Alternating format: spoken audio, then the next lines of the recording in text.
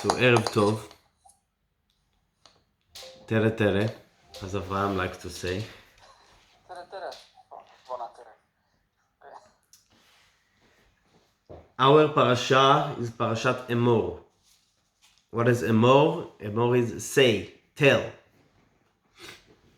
So again, we're speaking to the Kohanim, and our parasha mainly talking about the Kohanim, a little bit about sacrifices.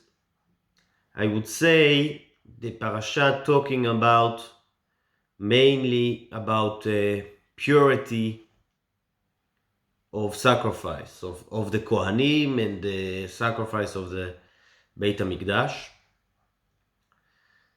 Why? Because it's also who is qualified to work on Beit HaMikdash, who the Kohanim are allowed to marry, and what kind of sacrifice is allowed in Beit HaMikdash. This is one part. There is also parts of that connected to Beit HaMikdash is to light the menorah and to eat the lechem hapanim, the special bread. And this is the main points. So let's review them. And maybe we will have time to talk about Lag BaOmer a little bit. So, first of all, Emor el HaKohanim, tell the priest, all the priests, who they allowed to be impure to. What does that mean? I don't know how to say tameh in English. I don't know impure. So we know that a person that touching a dead body, he becoming impure, and he needs to have some kind of process to become pure again. The Kohanim not allowed to become impure. They always need to stay pure. This is the law. A regular Jew can become impure and become pure again if he wants to. Why he need to become pure again? To go to the Beit HaMikdash, to go inside, to eat holy foods. There is sometimes. So, what is the process, by the way, to become pure? So we all know to go to the mikveh, to go to the water, inside the water, special pool. And in the time of the temple, we had other few things to do to bring a sacrifice and to become pure from the impureness of touching on dead body. There is a special process of a korban, the sacrifice of a red cow, the para aduma, and it was very major thing. And today, basically, because we don't have them, so we cannot become pure from this tum'ah, this impureness. So we all basically impure. Yes, in this. Why I'm mentioning it? Because it's connected maybe to what we will talk later. So the Kohen, if God forbid one of his siblings passed away and he wants to join or to lead or to be part of the burial, so not every relative he can join, because he become impure and he not allowed to become impure. So only the close relatives, and the high priest is is less relatives that he can become pure, can become impure too. This is first thing that the Parashat talking about. Also the Parashat talking about who they can marry to, so they need to they can marry only a woman that she was not married before. and things like that.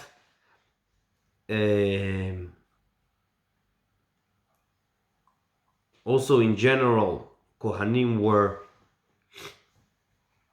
didn't have their part in Israel. It's all connected to their holiness. They were holy people. What does that mean? All the Jews, when they came inside Israel, they got their part in Israel. The people of Reuven got their part in Israel. They lived there. The people of Shimon live in a different place. The Reuven were outside Israel. Levi, Yehuda, Levi, all the people from tribe of Levi. We have the Kohanim. The Kohanim, the priest, didn't sit in Israel in their place. Why? Because their mission was to work in Beit HaMikdash. They don't have the mission of working in the land. Okay. So they were holy, and that's why they have many special laws, as we said. This is first part of the parasha. After that, our parasha is called Parashat HaMo'adot, the parasha of the holidays. Why? Because in our parasha there is all the commandments of the holidays, the holidays that existed from the Torah.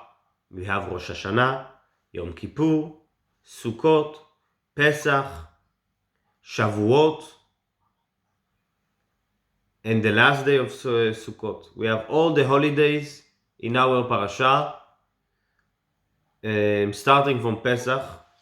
Oh, here's Chaim. 1 second. Yeah. Hello, Chaim. Opa, hello. How are you? For a very long time, huh? Yes. Hello, everyone. How are you? Baruch Hashem, I'm doing well. Thank you. What about you guys? Good, Baruch Hashem. Very good. Nice to see you. Now it's much better. Same as here. I was so happy, and I spoke with Abraham also, and I just tried to get in. It was absolutely impossible at the dark. So I got a chance to join, and Very good. Thank you, Abraham. Good mitzvah. Thank you, Abraham. That brings us Chaim back. Michi, thank you also. So it doesn't mean if I wasn't here, I didn't think about it. I know. Okay, so we're talking now that in our parasha there is all the holidays. We're talking about Pesach. We're talking, actually before the holidays, we're talking about also the Torah mentioning Shabbat. That we will know that all the holidays have some connection to Shabbat also. Even though Shabbat was created by God. Who makes Shabbat holy? It's very interesting. Who makes Shabbat holy? We need to do something that Shabbat would be a holy day? No. But if Jewish people will not declare that the first day of Shavuot that we will have in few weeks is the first day, we declaring that now we celebrate the first day of Shavuot, it will not be holy. Much more than that, the Jewish high court can sit in the time of the temple, can sit and decide when Shavuot will be, because they're deciding what date in the month it is, and everything they deciding. So basically, the holidays depend, the holiness of holidays depend on men, on the Jewish people. And the holiness of Shabbat, not connected to men, it's connected to God. But the Torah here connecting Shabbat and the holidays. Pesach, Shavuot, Rosh Hashanah, Yom Kippur, Sukkot, and Shmini Atzeret, all of them mentioning in our parasha. And straight after the parasha talking about the holidays. The Torah talking about lighting the menorah. In Beit HaMikdash, there is a commandment every day in the morning to light the menorah. That was one of the first things that they do in Beit HaMikdash. So a few of our sages explaining that this, the Torah, giving us a hint why after the holidays, and especially after the holiday of Sukkot, the Torah start talking about the menorah. Because here the Torah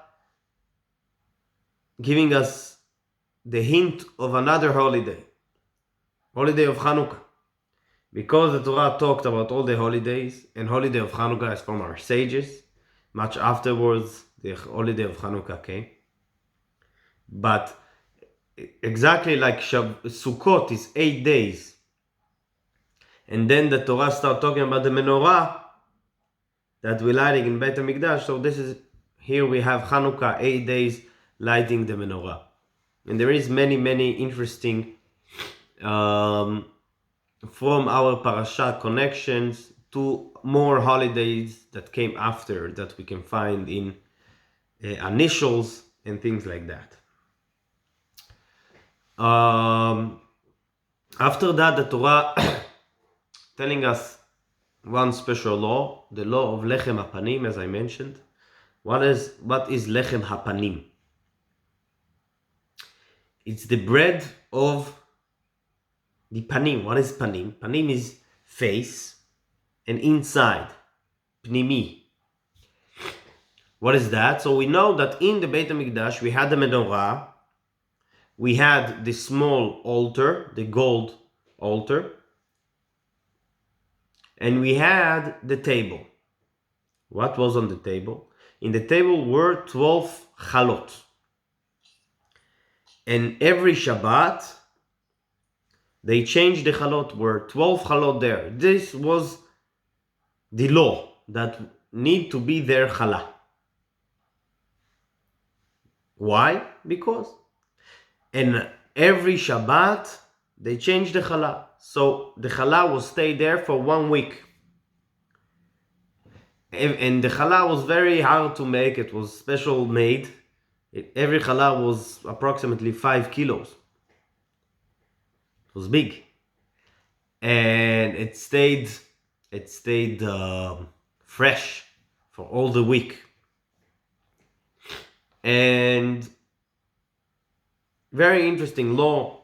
It's the story, the Midrash tell that when the Jewish people came to the temple in the 3 times a year at least to be in the holidays, so they were taking the challah outside and showing them how the challah is fresh, even though it can be Thursday, and they put them before Musaf of last Shabbat, and they're showing the challah and showing them, look how Hashem, God, is always fresh, because God is always giving us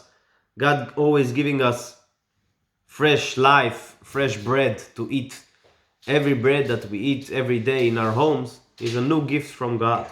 It was reference that people will learn about their parnasa, about their wealth, but everything is coming from Hashem, from God. And this is a special law that we find in our parasha. Actually, this is one of the reasons that in Shabbat we're eating 2 challah, because to remember the challah that was in the Beit HaMikdash.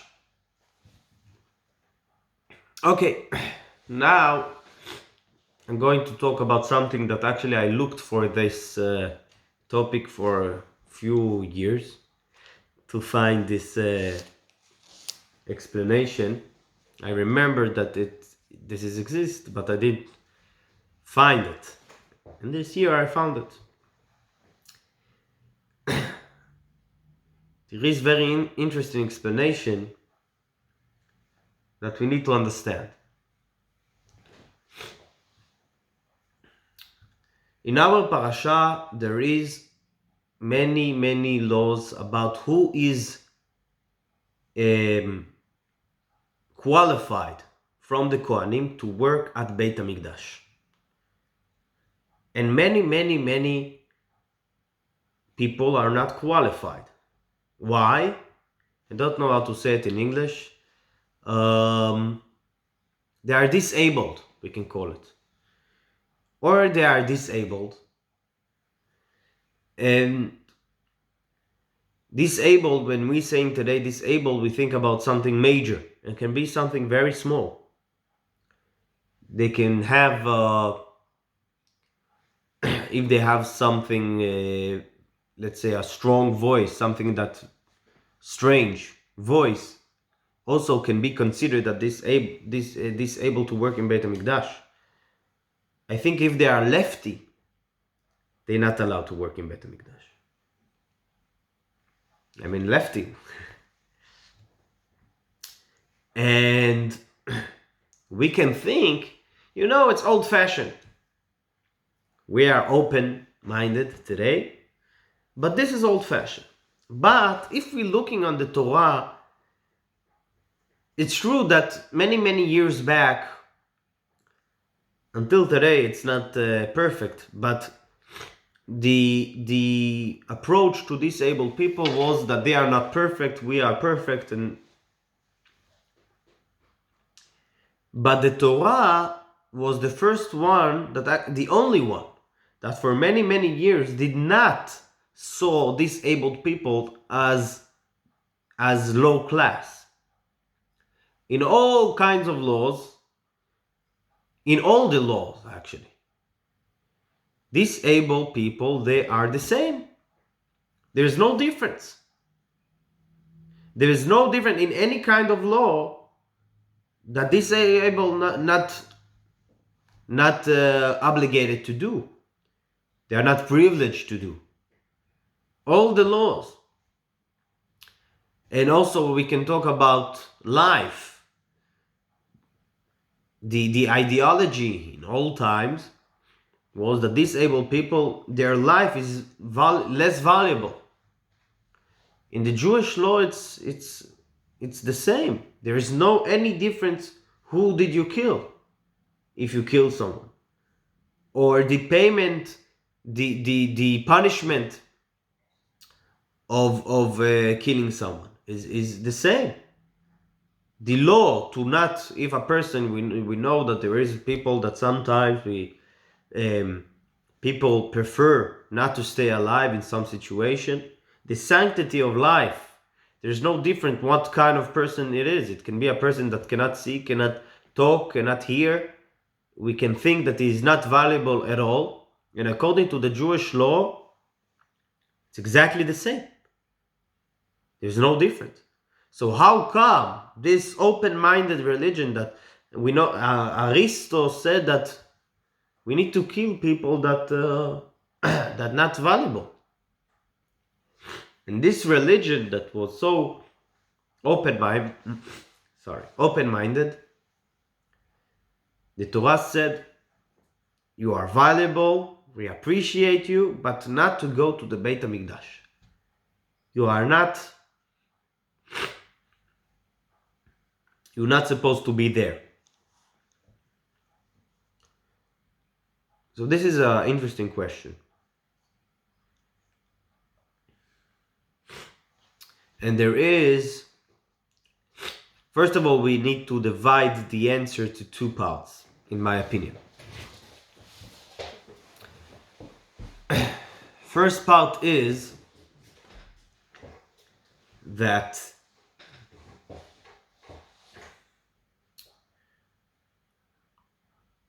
we need to remember what makes the mitzvot that we're doing valuable. What makes us to appreciate, what give us why we are appreciating mitzvot. Why we are appreciating eating matzah in Pesach. We know that we're eating matzah. There is a very big value in eating matzah in Pesach. We can say one value. You joining millions of people that eating right now the matzah. You're joining millions of people that ate the matzah 3,000 years in this night. But why we are valuing the matzah? Because God says so. God said to eat matzah in this night.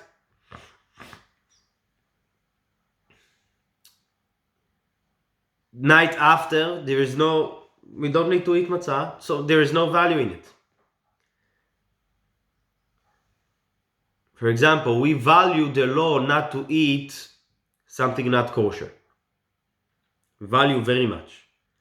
But why we value it? Because God says so. If there will be a sick person, that this is the only way to save his life. So the same God telling you that to give that person this food is a mitzvah. So the whole value of the mitzvot is what God put inside them. That this is the words of God. This is the holiness of God himself. There is no value in the mitzvot without the power that God put inside them, without the value that God put in the mitzvot. And this is, by the way, the question why women are not putting tefillin and praying, and we are not valuing the tefillin for itself. Tefillin, it's material, it's something physical. There's no holiness in tefillin because they are something. The holiness of a person saying the tefillah with the tefillin every morning is because he's doing what God told him to do. If God did not tell you to do it, so what value there is in it?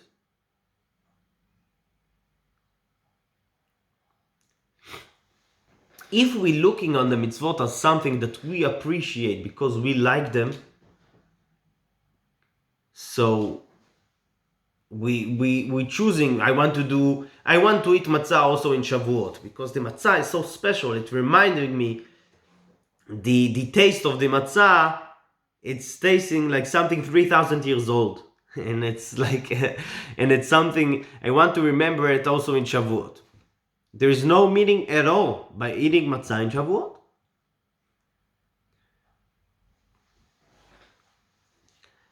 What I'm saying here?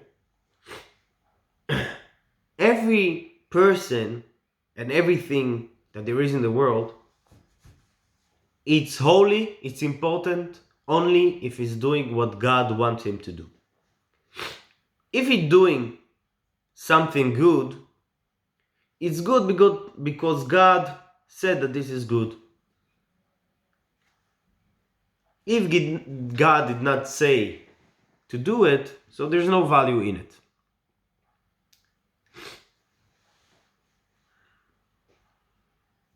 So, it's the same thing about mission in life. My mission is to do this and that. Your mission to do this and that. I want to do your mission. You want to do it. We're doing what God wants us to do. If we will stop talk theories and we'll go to the Kohanim, it will be very simple. You know the famous joke that a person came to the Rabbi and asked him that he wants to become a Kohen. And the Rabbi say, you cannot become a Kohen. So he said, I will pay $1,000. So the Rabbi said, you cannot, it doesn't matter. $10,000. The Rabbi said, it doesn't help you. You cannot become a Kohen. So he said, $100,000. So the Rabbi said, why you want to become a Kohen so much?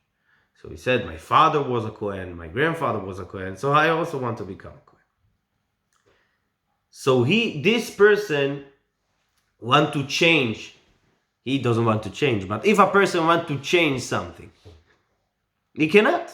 Why? Because this is not your mission.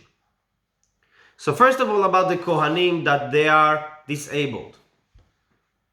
They are, for some reason, God doesn't want them to be at the service in the temple in Beit HaMikdash. First of all, they cannot say why they are and I am not. I also want to do it. You can want to do it, but they cannot say I am less than them, because there is no value in the things for itself.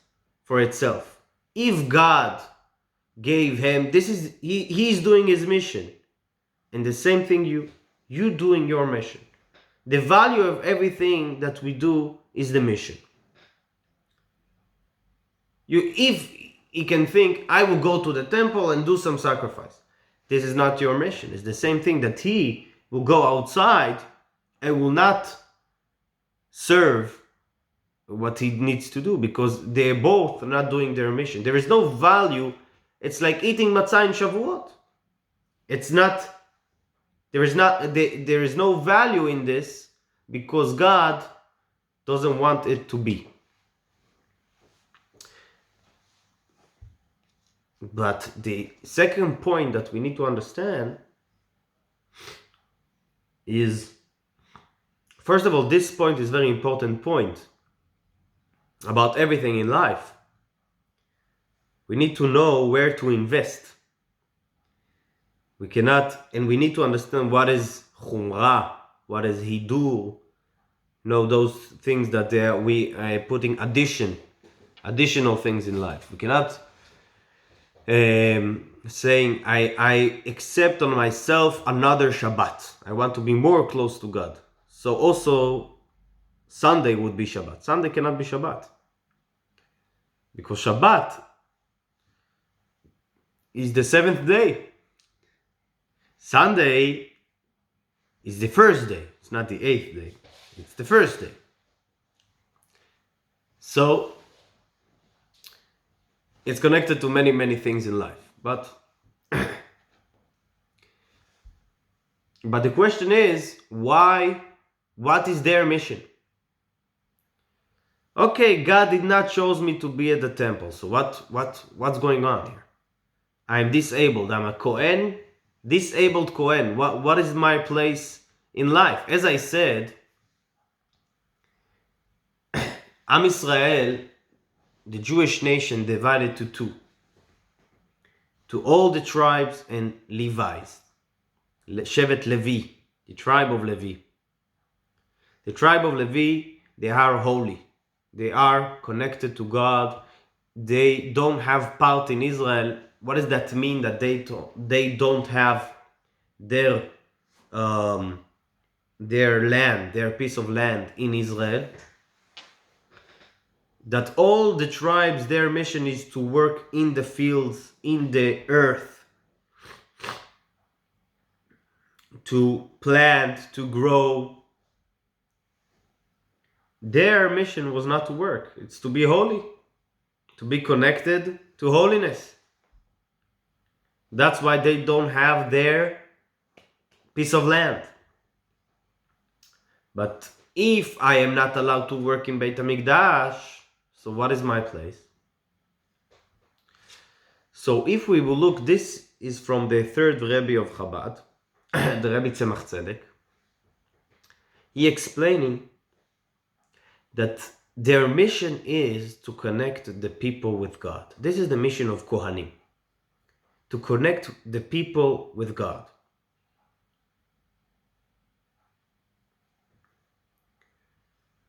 We will start in a different way. The Midrash telling us that when the sun and the moon were created, they were created equals, the same. There were two suns, basically, the sun and the moon. And then, for some reason, God took the moon, that it was sun in that time, and make it smaller, without any light, and put them in the night. And the question is why? What is the mission of the moon? He was created like the sun. And now he's not the sun, he's in the night. And the deeper explanation, there is many interesting things about the sun and the moon and the differences between them, but one of the interesting things is that the sun is there for the daytime.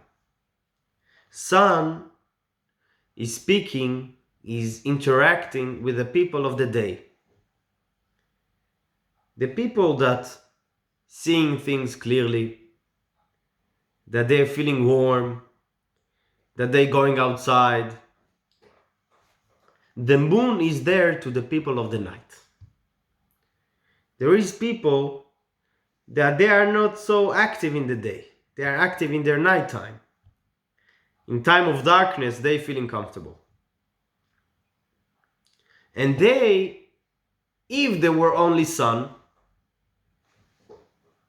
how they can have some connection with the stars above, with something that is above this world. If there were only one way of connecting with let's say with God, with the sky, with the heavens, only the sun, what they would do, they never see the sun. They work only nights. They only feel comfortable in the nighttime when there is darkness outside.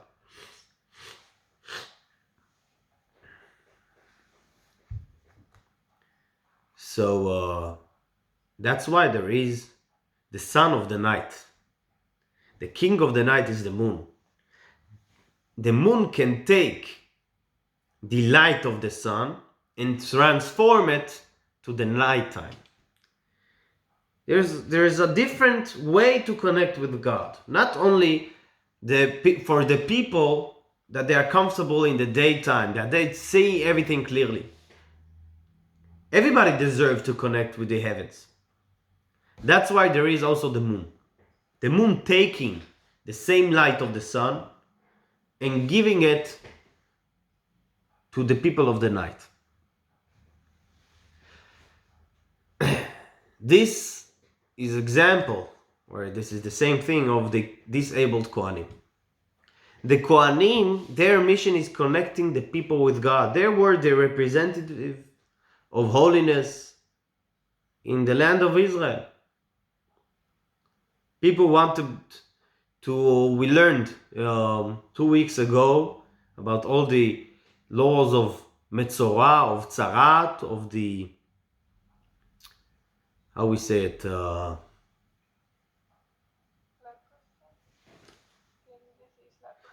leprosy. Yes, skin disease. Yeah, very good. So if people have leprosy, only the Kohen can say it. Because Kohen is a holy person.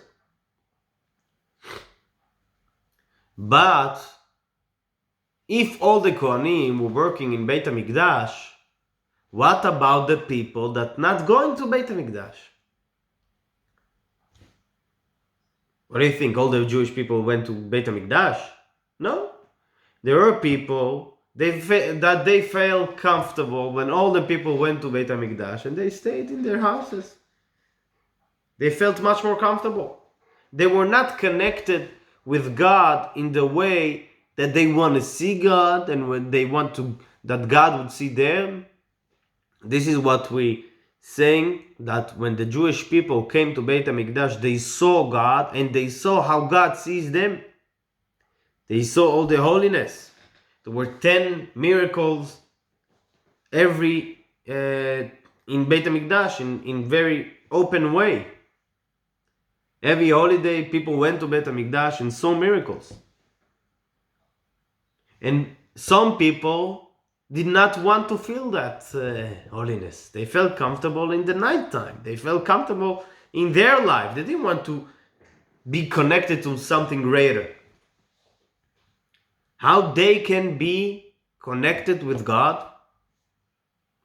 That's why there is the disabled priest. The priest that he is there to the people that they have difficulty to connect with God in a straight way. There is people that need to connect in a detour to make something. There is in Chassidut, it's called Or Yashar and Or Chozer. There is light that is going straight. I want to get close to God. God wants to see me, and I'm going to see Him in Pesach. I'm going to Bet HaMikdash, bringing a sacrifice. There is people that their relationship with God it's hard. It's difficult for them. So they need special Kohanim. And this is the mission of the disabled Kohanim. So this is one idea that I wanted to say today. And it's divided from two ideas, as I said, that are very important, I think. First idea, that everything that we're doing, that we believe in, that bringing us closer to God, is not because we decided that this is closer to God. It's not because we're feeling that we're becoming closer to God. You can feel nothing. You can feel major feeling in one thing and nothing in the other thing. And actually, what brought you closer to God, something that you felt nothing. Why? Because God is not in the feeling. God is in the action that He wanted you to do. We're connecting to God because He told us you should put tefillin in the morning, and you did it. And this is the best connection. He asked me to do something and I did it. I felt that I connecting with God because I put in the nighttime tefillin and I felt, whoo. So go to sleep and you feel better. So God did not ask you to do it. It doesn't mean anything. There is no holiness in that. This is maybe strong idea, but this is true. Connection, I will elaborate more, maybe. I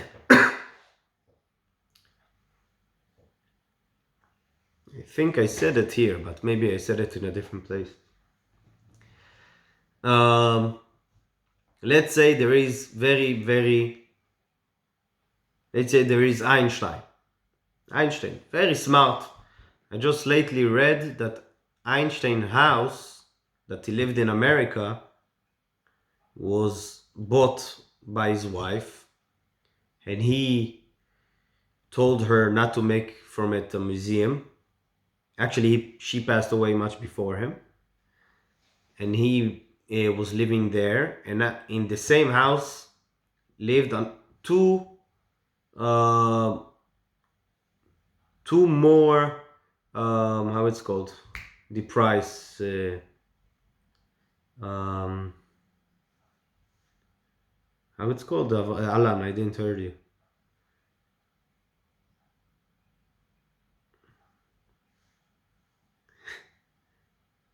What are you asking? The very famous prize that bringing in at Einstein Nobel Prize, no? So another two more Nobel winners lived in this house, so it's very smart house. But let's say, just by the way, so let's say Einstein going in the street and he's seeing two kids, and he bringing one kid this candy, and he calling this kid and asking him, what's your name? So he said, and he telling him, this is candy for you. And the kid is running. So Einstein calling him, telling him, when you getting a candy, you should say thank you. So he's saying thank you. Okay. At the same time, sitting one professor in Beijing and learning the theories of Einstein and all the things. Who is more connected to Einstein? The kid or the professor? The kid did not understand nothing from all the theories. But Einstein focused everything in the kid, gave him the candy, told them, please say thank you, and the kid said, thank you.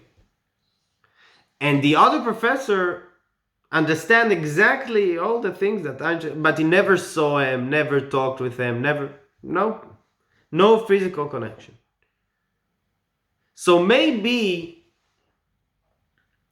in very interesting levels that I'm not sure how to define them, the professor connected with Einstein because he learned what he said. But the kid had the best connection that we can.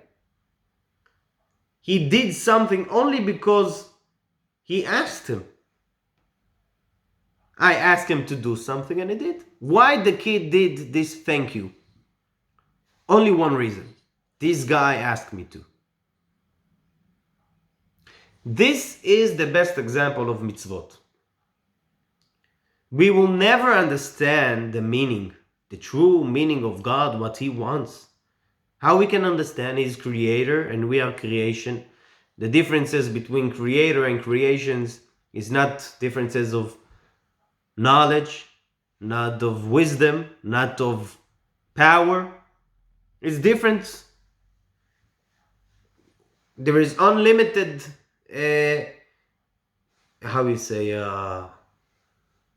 difference between us. We have no connection actually. To say that we have connection is very major thing. So how we have connection? Because the Creator putting everything in the side, coming to us kids that doesn't understand nothing, and telling us, say thank you after getting a candy. And we saying thank you. This is the same thing.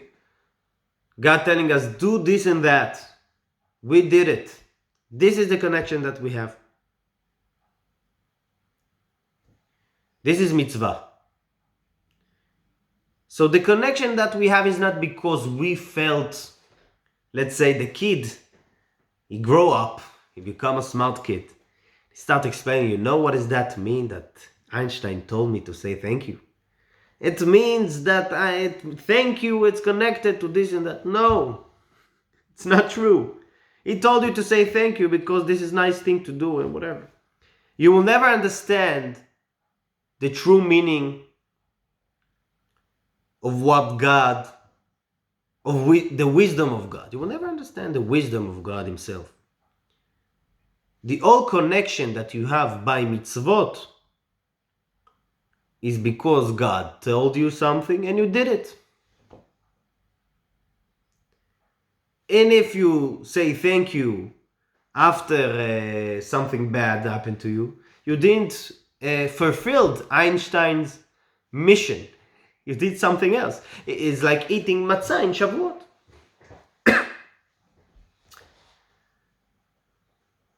So this is the value of mitzvah. The value of mitzvah is that God asks us to do it. This is not more.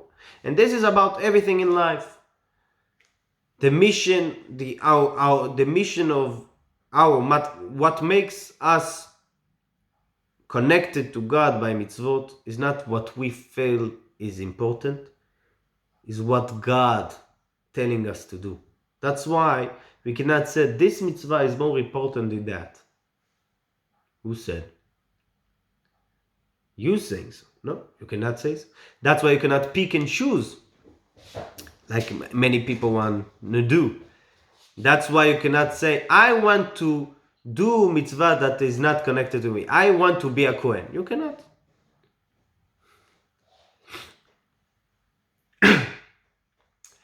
All the things that I just said, this is mitzvot. It's not Torah. Torah is totally different.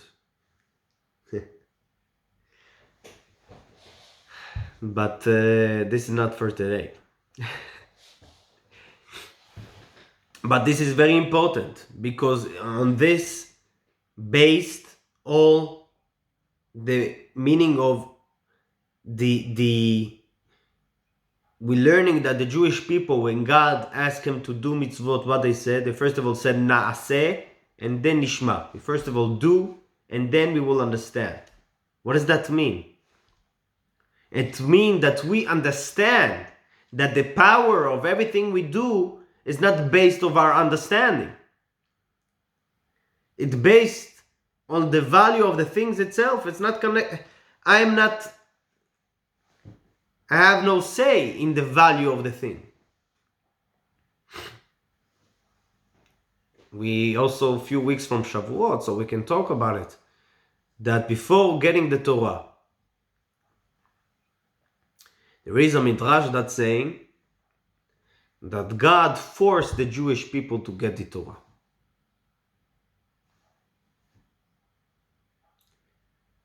Like he took all mountain on the nation. This is the example of the midrash, the analogic. He took all the mountain and told them, if you accept my Torah, good. If not, I'm throwing the mountain on you. And the question is, why he needed to do it? They said, na'aseh v'nishma. They said, we will do everything. What is the... It was not in the same time. They first of all said it, and then in Matan Torah, God forced them to do it. So what? And the explanation is, they said na'aseh v'nishma because they understand something. The mitzvot cannot be built on your understanding. The value of mitzvot is because God told you to do it. It's not based on your understanding. If it's based on your understanding, you will tomorrow understand something else. It cannot be based on your understanding. That's why in mitzvot there is the understanding part, and there is the before the understanding. There is the accepting. This is what it is. This is what God told me, and this is the reason I'm doing it. Also, there is much value in it because God is perfect, and everything that He said, there is many goodness in it. Shabbat. Why I'm keeping Shabbat? Because it's a good thing to do? No, because this is what God said. Of course, this is the best thing to do. Every person should do it. In the seventh day, should stop working and be with your family. All the value that there is in Shabbat. But the main reason to do it's because this is the value of it. The value of it is because God said so. There's the example that I'm sure I said it a few times, that one of the most intellectual advanced countries in the 1930s was Germany. That they were very high class people, and few years after they came to the lowest level of humanity. Why? Not that we can understand, but this is example that if everything is based on your knowledge, it can never be trusted. Because today I want this, tomorrow I want something totally different. And mitzvot is something much higher than our understanding. It's the commandments of the Creator. It's not something that connected to the creation. So I wanted to talk about Lag BaOmer, but it's a little bit late, so I would say something short. Lag BaOmer is the 33rd day of the Omer, and it's day of happiness. One of the most biggest day of happiness. That it's not a holiday from the Torah, not from our sages. It's just something that Jewish people doing, And it's very, very important because of that. You know, in relationship, you can do things that you asked, and this is good. You can add something upon yourself. I would buy to my wife every Friday flowers. You took upon yourself, even though she didn't ask you. There's something, and there is something that is spontaneous, that is coming without even, you didn't took upon yourself to do it. And this is the type of connection that Jewish people have with God. It's not, there is many examples of the connection. One of them is husband and wife, or two partners. And there is what God, the husband, asked us to do, the mitzvot of the Torah. There is things that we took upon ourselves, like the mitzvot from our sages. And there is things that we just spontaneous, the Jewish people, creating something new, something that they are dedicating to God. And these are the customs the Jewish people doing. And maybe Lag BaOmer is one of them. And so what is the reason that we are so happy in Lag BaOmer? So there is two main reasons. Lag BaOmer is the 33rd day of the Omer. In the days of the Omer, 24,000 students of the master of all rabbis, Rabbi Akiva, that he was after the destruction of the second temple,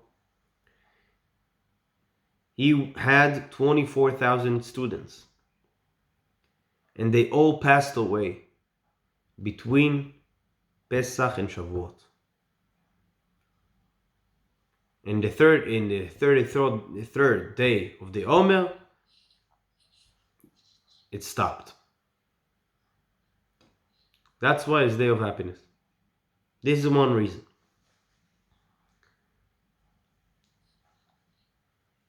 Why they died? Because they didn't respect each other.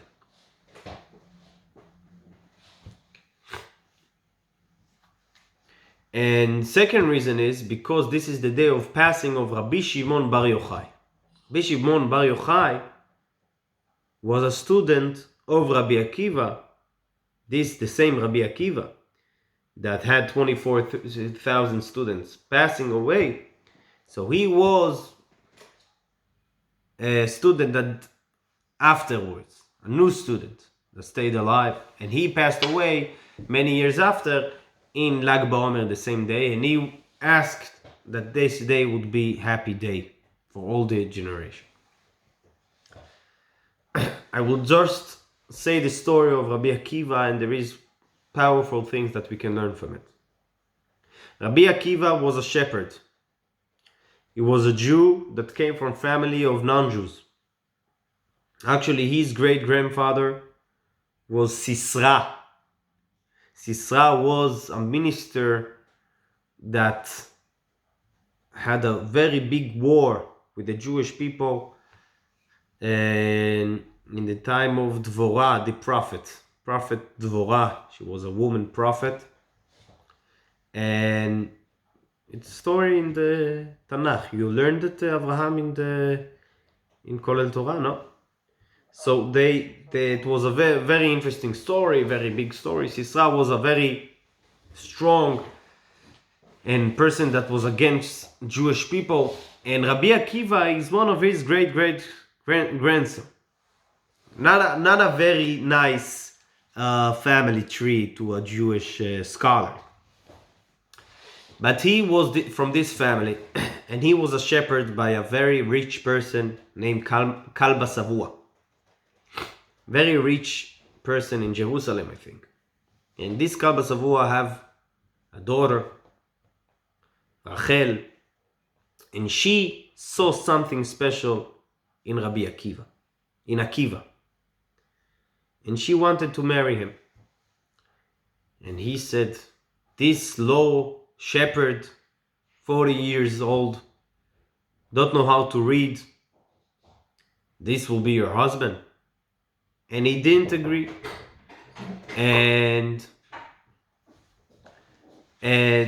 she said, I don't care that you don't agree, and I marry him.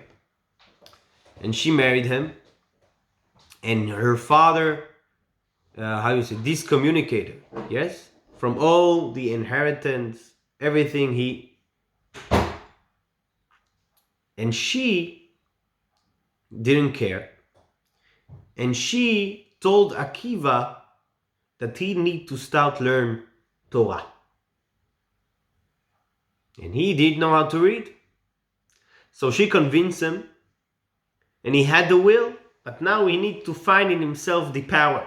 And the story goes that he going in the, I don't know where, and he see drop of water, one drop, in a rock, falling in on a very big rock, and the water built there something in the rock because from all the drops. And he thought to himself, if the water can break the strong rock, of course the word of the Torah can break my strong heart. And that's how he found the courage to learn Torah in the age of 40 to start.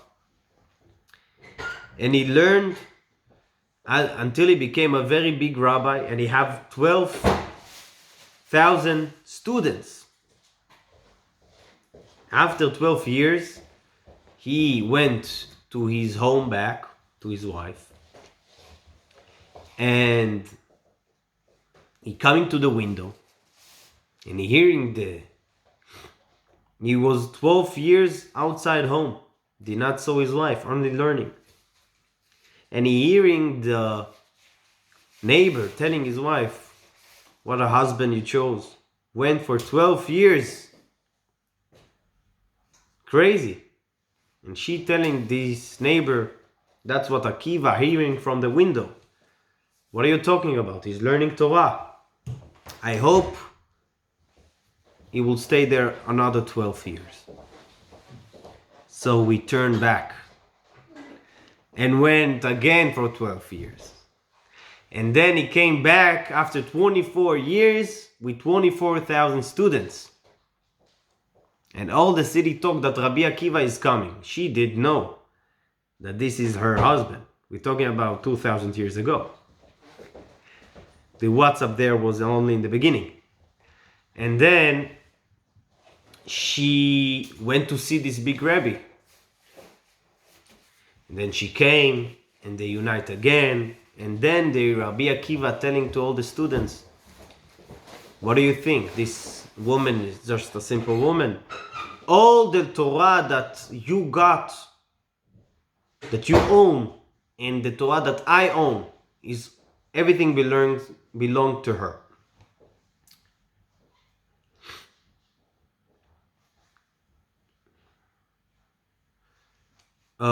This is one part. Second part of the story we said before. 24,000 students of Rabbi Akiva passed away. What happened after 24,000 students of this Rabbi Akiva passed away?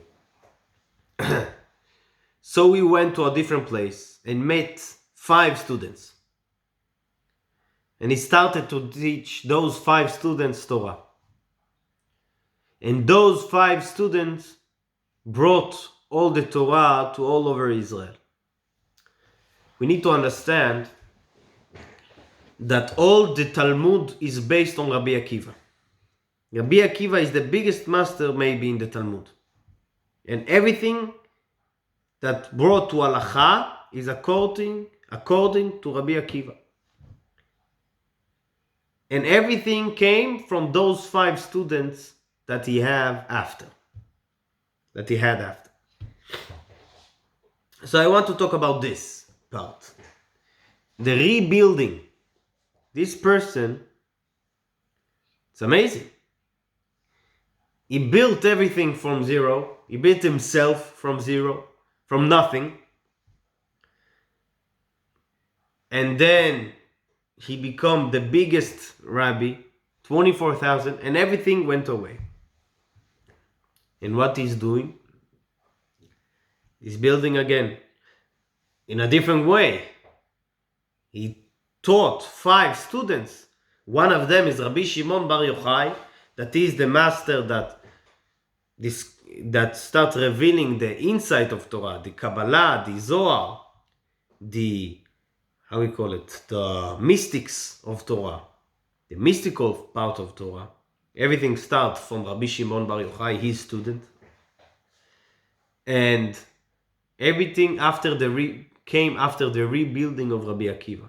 So this is very big lesson for itself, and that we need to maybe think of in Lag BaOmer.